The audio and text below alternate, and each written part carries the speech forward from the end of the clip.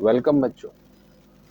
Today onwards, we are going to solve complete R.S. Agarwal book of class 11th. ठीक है. हर एक exercise, हर एक chapter का, हर एक एक्सरसाइज में हर क्वेश्चन को हम लोग सॉल्व करेंगे. तो स्टार्ट करते हैं इस सीरीज को एक्सरसाइज 1A से. जो चैप्टर, पहला चैप्टर है आपका सेट थ्योरी. आई होप आप लोग को सेट थ्योरी अच्छे से समझ में आया होगा.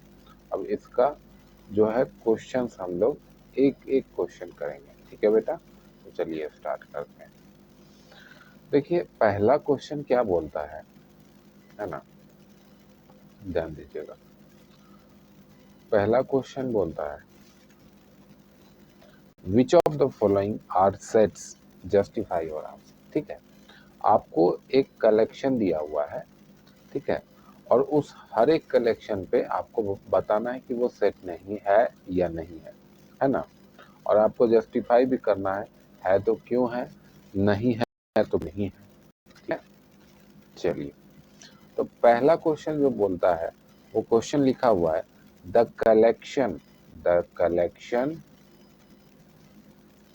Of all whole numbers, the collection of all whole numbers less than 10. ठीक है, अब collection of all whole numbers less than 10. ठीक है, आपको पता है कि होल नंबर कहाँ से स्टार्ट होता है. होल नंबर 0 से स्टार्ट होता है. 0 1 2 ऐसा चलते जाता है. अब ये क्या बोला है, less than 10. Less than equal to 10 बोलता तो 10 को इंक्लूड करते. लेस देन 10 बोला है तो ये कहाँ तक जाएगा, 4 5 6 7 8 9 तक जाएगा. अब आप इसे काउंट नहीं कर सकते. काउंट करोगे तो आपको कितना मिलेगा, 10 नंबर्स है. हम इसे काउंट कर सकते हैं.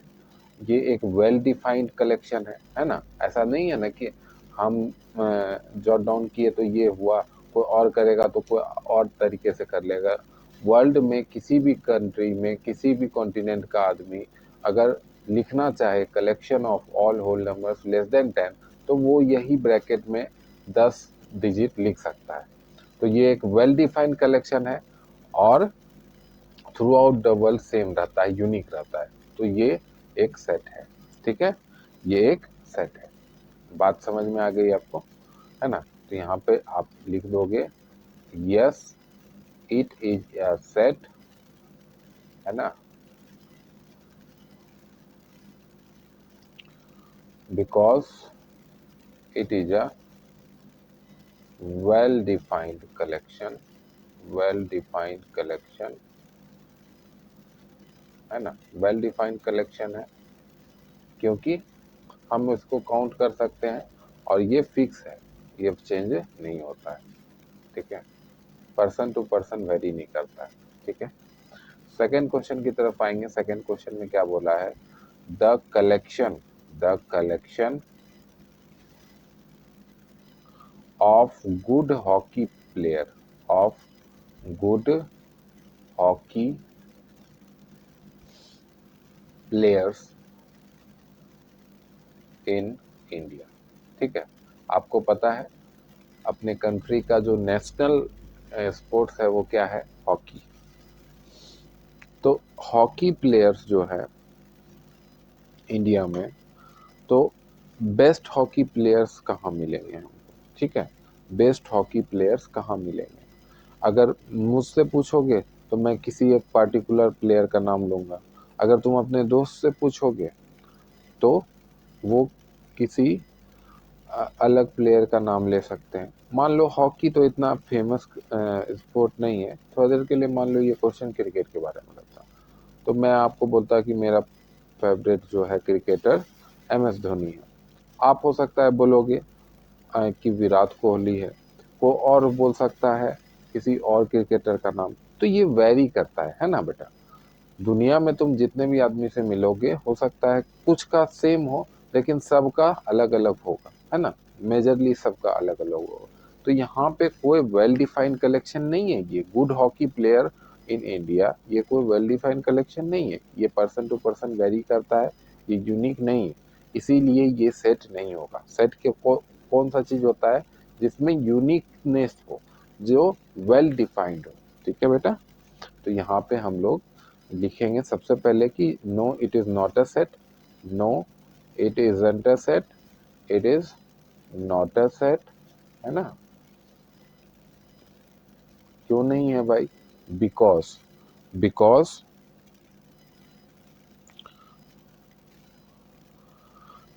it is not well defined collection, it is not well defined collection, it is not a well defined collection, that is,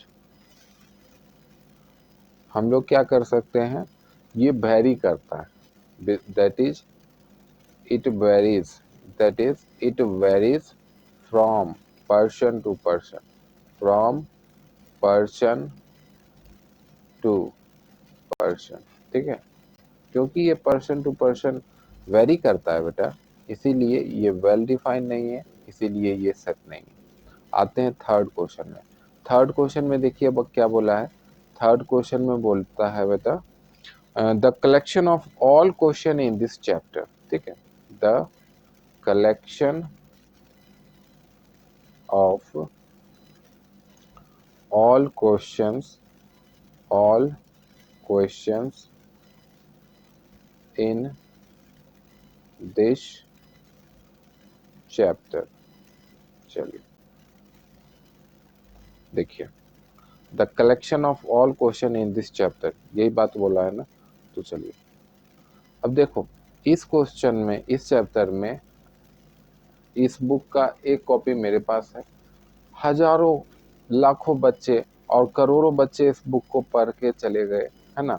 लेकिन क्वेश्चन जो है, एक मान लो अब तुम बोलोगे एडिशन चेंज होता है, रिवाइज एडिशन आता है, तो आप ये कंसीडर करो कि एक एडिशन का जो सबके पास बुक है, तो उस सारे बुक में वही क्वेश्चन रहेगा ना। जैसे कि 4A का फोर्थ क्वेश्चन अगर मेरा कुछ है, जैसे कि ये 1A का थर्ड क्वेश्चन है, the collection of all question in this chapter.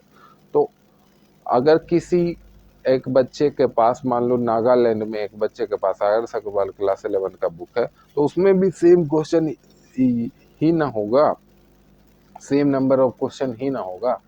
तो ये तो वेल डिफाइंड है बेटा ना, ये काउंटेबल है ना, हम इसे काउंट कर सकते हैं, और ये चेंज नहीं होता है पर्सन टू पर्सन, ये पैसा का वैसा ही रह जाता है। तो yes it is a set, yes it is a set, yes it is a set. Clear है बेटा। फोर्थ नंबर पे आते हैं। फोर्थ नंबर में बोला है द कलेक्शन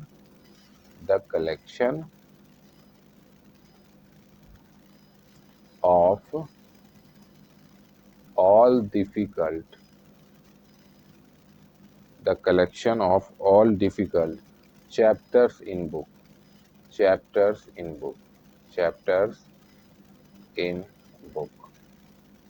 ओके, चलो इसके लिए मैं आपको एग्जांपल देता हूँ। जैसे मुझे स्पेसिफिकली मान लो कि एक चैप्टर है कैलकुलस, मतलब यूनिट का नाम है, वो डिफिकल्ट लगता है। वो एक बच्चा होगा जिसको ट्रिग्नोमेट्री डिफिकल्ट लगता है, वो एक बच्चा होगा जिसको कोऑर्डिनेट ज्योमेट्री डिफिकल्ट लगता है।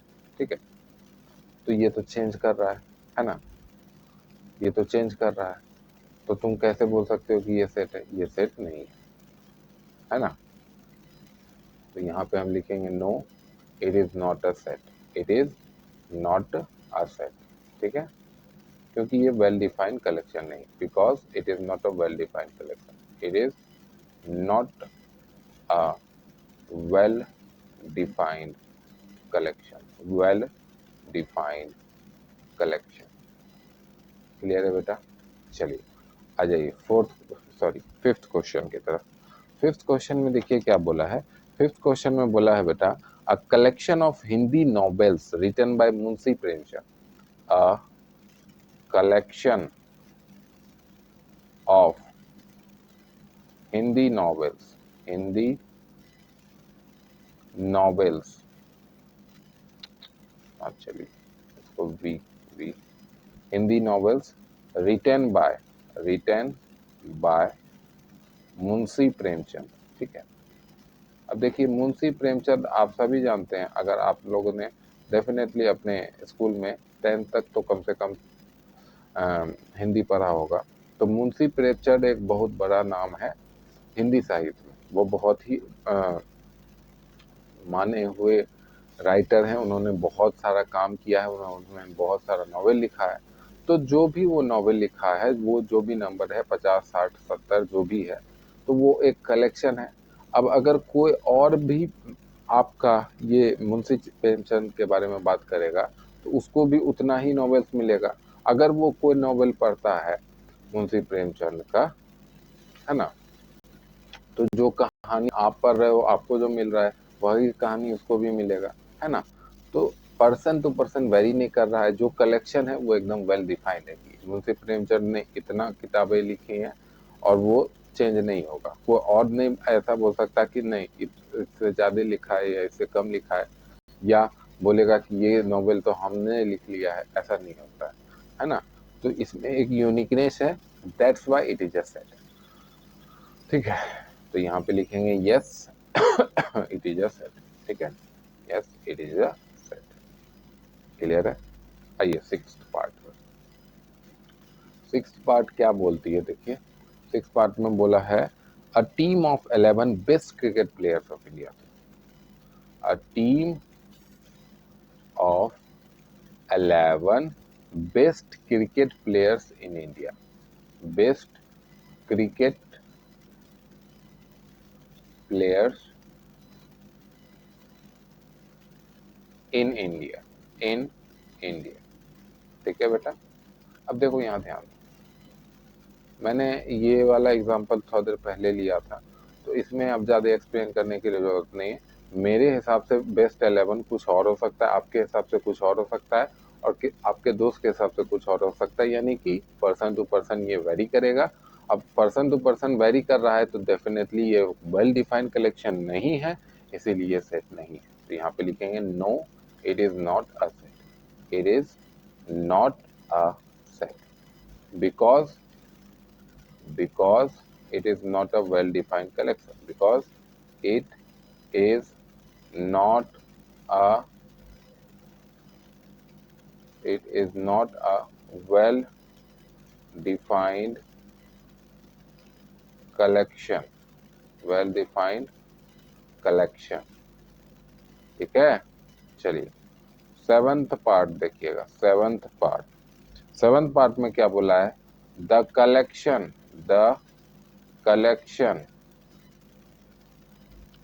of all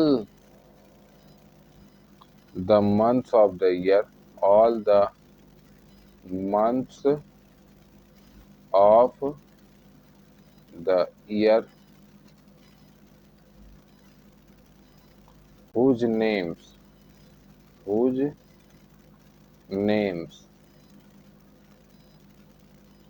begin with the letter M, with the letter M। अब देखो M से कौन कौन सा मंथ स्टार्ट होता है, तो M से 2 मंथ स्टार्ट होता है, एक मार्च एक मई। ठीक है, तो ये कलेक्शन किसी भी आदमी से अगर आप वर्ल्ड के किसी भी कोने में जाके पूछोगे तो वही ये 2 मंथ्स का ही नाम लेगा, मई और मार्च, है ना। और इसका कलेक्शन का जो कार्डिनलिटी है, यानी कि दो एलिमेंट है इसमें, वो भी फिक्स है, तो वेल डिफाइंड है ना। पर्सन टू पर्सन चेंज नहीं होता है, तो that's why it is a set. तो यहाँ पे लिखेंगे yes it is a set. Yes it is a set. ठीक है, वेल डिफाइंड है ना बेटा। चलिए एट्थ क्वेश्चन देखिए। एट्थ क्वेश्चन में क्या बोला है, the collection of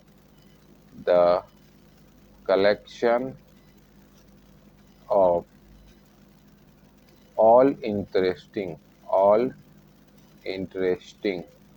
the collection of all interesting the collection of all interesting books, ठीक है। अब इंटरेस्टिंग बुक्स आपको हो सकता है कॉमिक बुक अच्छा लगे, मुझे हो सकता है हिंदी नॉवेल अच्छा लगे, आपके दोस्त को हो सकता है इंग्लिश नॉवेल अच्छा लगे। तो सबका अलग अलग चॉइस है, अलग अलग सोचने का तरीका है, और उसके कारण उसका अलग अलग लाइकिंग है।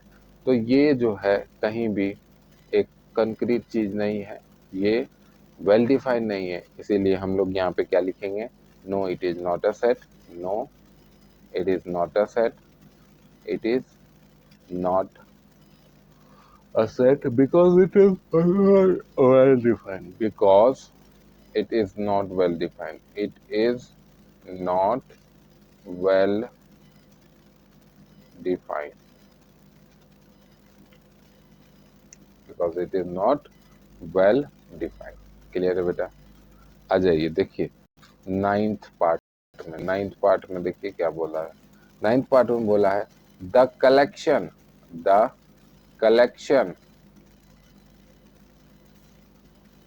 of all short boys, of all short boys of your class, ठीक है। देखो आपके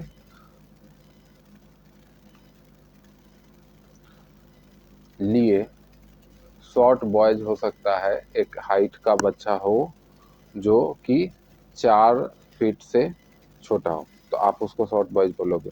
मेरे लिए क्या हो सकता है, मैं ये सोचूं कि शॉर्ट बॉयज वो आदमी है जो 5 फुट 5 इंच से छोटा है।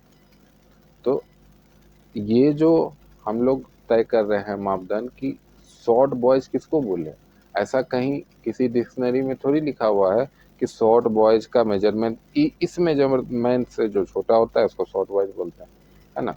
तो ये चेंज हो सकता है, इसलिए मैंने एग्जांपल दिया आपको, है ना। आपके हिसाब से 4 फुट से छोटा आदमी शॉर्ट बॉय है, मेरे हिसाब से हो सकता है 5 फुट 5 से छोटा है, किसी और के लिए 3 फुट से छोटा होगा, यानी कि 3 फुट से बड़ा है तो वो उसके लिए टॉल है। तो ये चेंज करता है पर्सन टू पर्सन, है ना। अब बहुत बच्चे जो है इसमें यस लगा देते हैं, कंफ्यूज हो जाते हैं, क्योंकि शॉर्ट और हाइट तो उनको लगता है कि वेल डिफाइंड है, लेकिन यहाँ कंटेक्स्ट देखोगे कि पर्सन टू पर्सन वाला कंटेक्स्ट देखोगे तो वो वेरी करेगा, क्योंकि शॉर्ट का कहीं भी डिफिनेशन पे लिखा हुआ नहीं है कि इतना हाइट से नीचे का आदमी शॉर्ट, इतना हाइट से ऊपर का आदमी टॉल। इसीलिए यहाँ पे ये भी एक सेट नहीं है, और यहाँ पे लिखेंगे no it is not a set, it is not a set. क्यों नहीं सेट है? Because because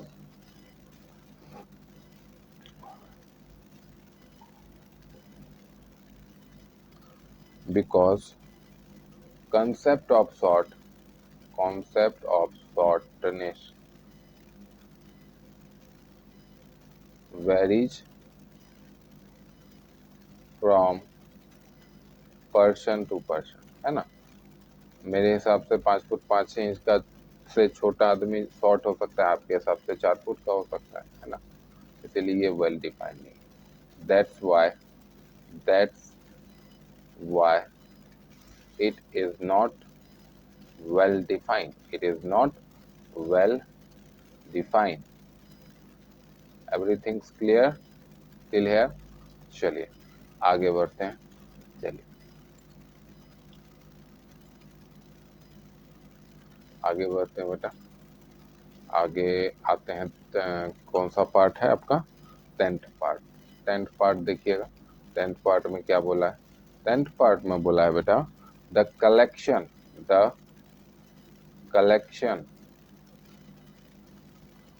of all those students of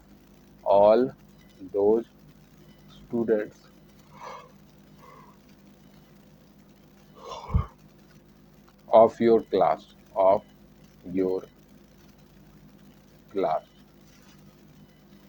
whose ages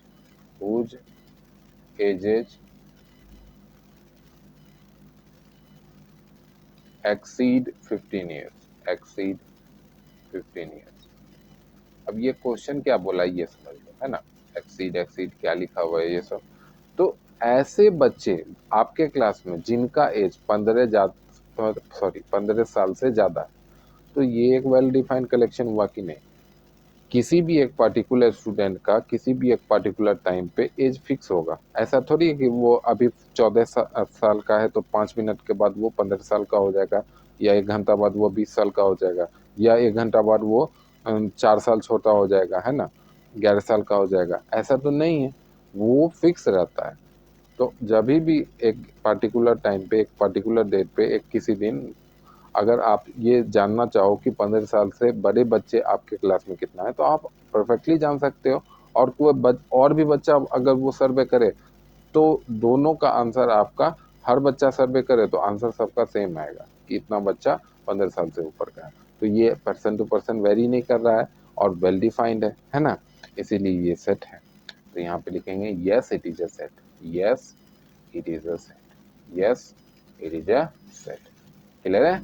आगे बढ़ते हैं, चलिए 11th question, 11th part first question का देखिए। The collection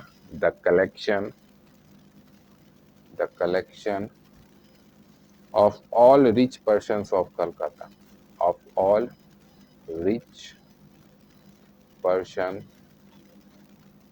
of Kolkata।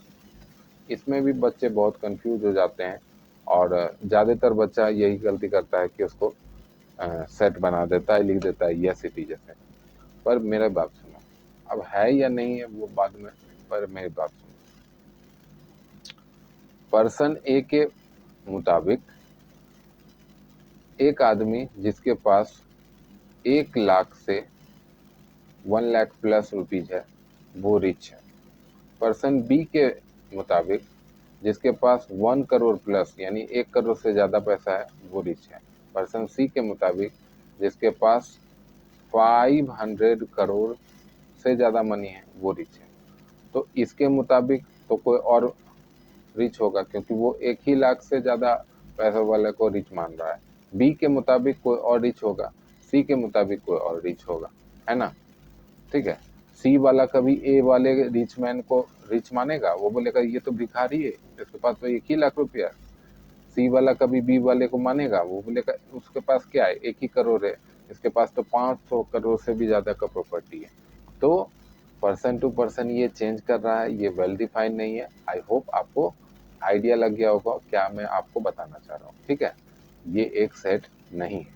ऐसे ही आपको एनालिटिकल होके सोचना पड़ेगा। देखो सेट जो टॉपिक है उसमें मैथमेटिक्स नहीं लगता है ज़्यादा, है ना, कोई फॉर्मूला नहीं है इसमें ज़्यादा। एक फॉर्मूला आपको वर्ड प्रॉब्लम में मिल जाएगा, वर्ड प्रॉब्लम सॉल्व करने में, लेकिन ये जो सेट थ्योरी चैप्टर है ये आपके एनालिटिकल रीजनिंग को इन्हांस करने के लिए दिया गया है। ठीक है, तो आपको यहाँ पे लॉजिकल वे में सोचना पड़ेगा। ये एकदम ऐसा नहीं है कि क्वेश्चन दिया उसमें प्लस माइनस किया और आंसर आ गया, नहीं, आपको लॉजिकल वे में सोचना पड़ेगा।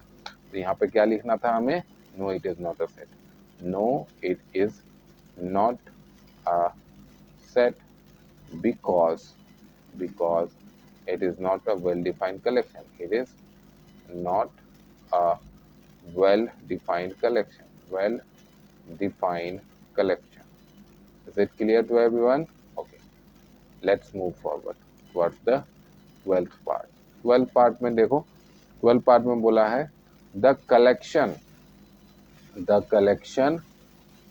of all persons of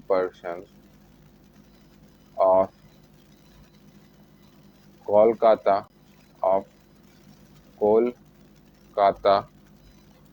whose assessed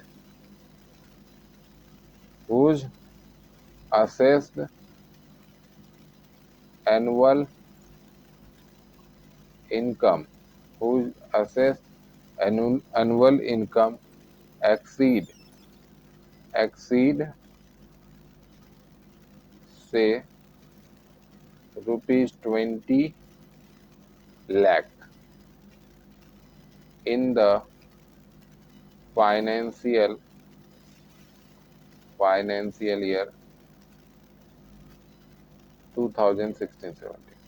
तो एक फाइनेंशियल ईयर 2016-17 में उन सभी लोगों का जिनका एनुअल इनकम 20 लाख रुपए से ज़्यादा है, उनका एक सेट है ये, है ना, उनका एक कलेक्शन है। तो आपको बताना है ये सेट है कि नहीं। बिल्कुल है बेटा। जब आईटी कलेक्शन होता है यानी इनकम टैक्स कलेक्शन होता है, तो इनकम टैक्स डिपार्टमेंट के पास ये पूरा डेटा रहता है कि इस सिटी में या इस स्टेट में या इस पूरे रीजन में कितना लोग कितना कमा रहे हैं। तो अगर आप उसको उससे पूछोगे कि 20 लाख रुपए से ऊपर कलकत्ता में कितना लोग कमा रहे हैं, भाई बताइए, तो वो आपको बता देंगे। और अगर वो डेटा सबके लिए तो समान होगा ना, है ना, चेंज थोड़ी होगा। तो ये वेल डिफाइंड चीज है ना। तो ये एक वेल डिफाइंड चीज है, इसलिए yes it is a set, yes it is a set. Clear. आइए 13 क्वेश्चन की तरफ बढ़िएगा। 13 क्वेश्चन, 13 क्वेश्चन क्या बोल रहा है देखिए, ये लास्ट पार्ट है फर्स्ट क्वेश्चन का। The collection of all interesting, the collection of all interesting dramas, the collection of all interesting dramas written by Shakespeare. Shakespeare. देखो, इसमें भी बहुत बच्चे यस लगा देते हैं, क्योंकि उनका लॉजिक ये होता है कि शेक्सपियर जो ड्रामा लिखा है वो तो सबके लिए समान है। वो जितना ड्रामा लिखा है सबके लिए उतना ही ड्रामा लिखा हुआ है ना। जो वो ड्रामा में लिखा है वो सबके लिए सेम है। आपका सब बात सेम है, ठीक है। लेकिन ये जो इंटरेस्टिंग वर्ड यहाँ पे ऐड कर दिया है ना, बस यही गड़बड़ कर दिया। क्योंकि आपके लिए हो सकता है एक पर्टिकुलर ए ड्रामा, शेक्सपियर जो ने जो लिखा है ए ड्रामा, मतलब हमको उतना पता नहीं है शेक्सपियर कौन कौन सा ड्रामा लिखा है। तो आपको समझाने के लिए हम मान लिए कि ए ड्रामा एक शेक्सपियर ने लिखा है। तो मान लो मुझे ए ड्रामा पसंद है, किसी को डी ड्रामा पसंद है, किसी को एफ ड्रामा पसंद है ना। शेक्सपियर के द्वारा ही लिखा हुआ है सारा ड्रामा, उसमें भी डिफरेंस हो सकता है। तो ये वेल डिफाइन तो नहीं है, पर्सन टू पर्सन चेंज होता है। इसीलिए यहाँ पे लिखेंगे no it is not a set, no it is not a set. Clear. Okay. तो I hope you are liking this series of video. If you like, please like the video, subscribe the channel and share with your friends who need these kind of videos. Thank you very much.